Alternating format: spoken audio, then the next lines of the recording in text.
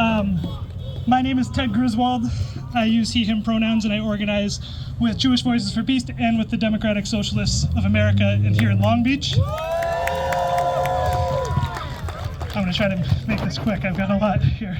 I'm very grateful for the opportunity to voice my support for our Palestinian people in Gaza, East Jerusalem, and the West Bank, along with my support for a ceasefire, an end to occupation and colonization, for the recognition of the full equal rights of Arab Palestinian Israelis, and for the right of Palestinian refugees to return to their homes.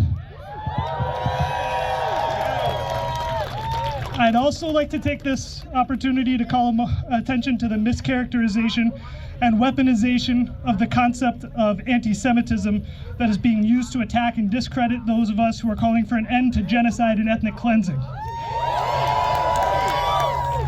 First, I'd like to share with you how I was originally given the space to understand the need for Palestinian liberation.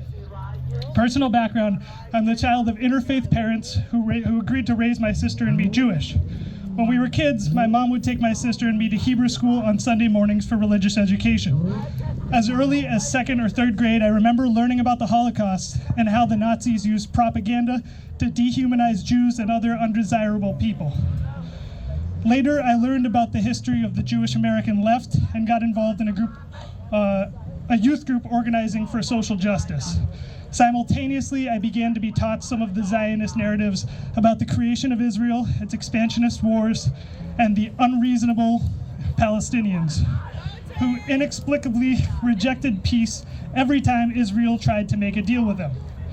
I remember posing to my teacher a hypothetical one day.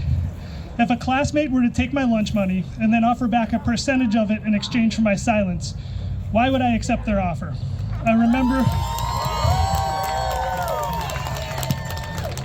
remember receiving an insufficient response from my teacher that made me further question his history lessons.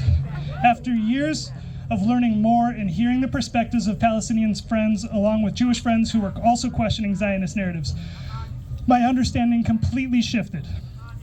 When Israel bombed Gaza in 2014, I went to my first Free Palestine rally. I began to get pushback from Zionist friends and family, both Jewish and non-Jewish, along with implications and explicit accusations that I and the people I was marching with were anti-Semitic.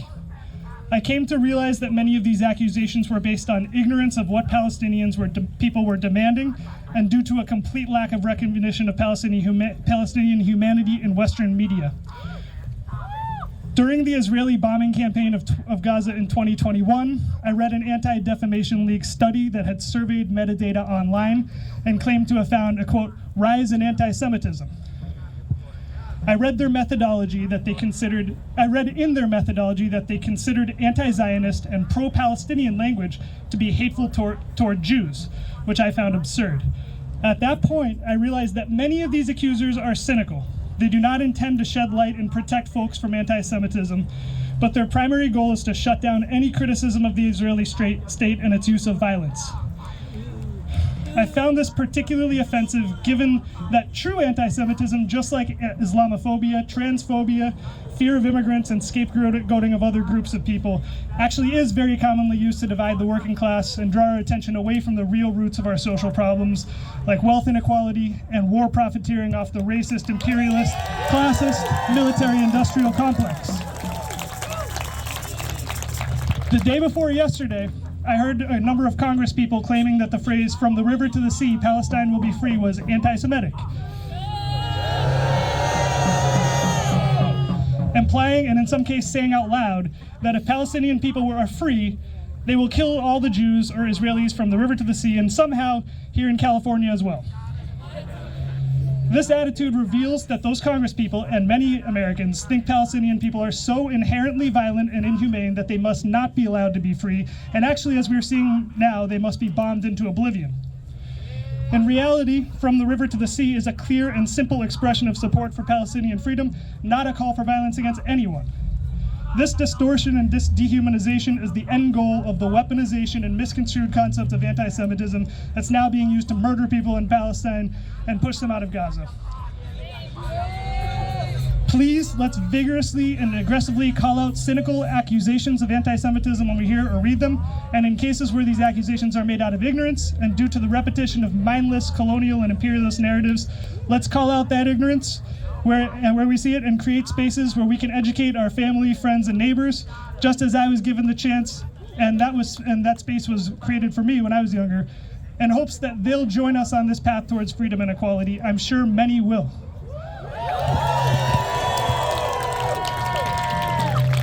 Thank you for hearing me out, and thank you for being here. Ceasefire, free Palestine, end the US war machine. Viva, viva Palestina! Viva, viva Palestina! Viva, viva Palestina! Viva, viva Palestina!